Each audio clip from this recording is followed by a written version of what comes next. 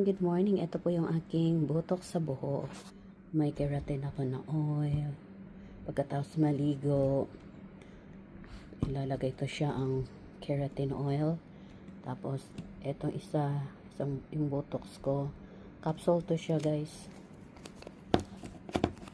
Open ko, ha.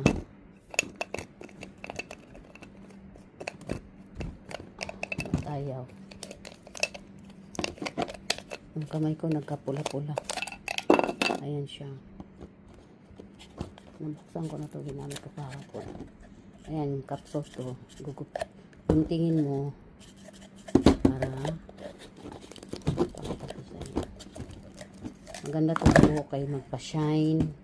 Maganda ang hibla ng buhok. Ayan siya. Ayan siya. Ayan. Sa isang tuwing naliligo ka, ayan ilalagay mo. Pero ako, every 2 days man ako bago ako magwash ng buhok ko, ng hair ko. Every 2 days. Kasi pag everyday ka maliligo dito sa Kuwait, sa sobrang init, baka wala na akong buhok pag ang lalagas. Kaya, every 2 days ako nagwawash. So, tatagal to sa akin. Kasi, every 2 days man ako nagwawash ng hair ko. Pero sa katawan ko, araw-araw ako naghugas ng katawan ko. Buhok lang every 2 days. Thank you for watching. God bless.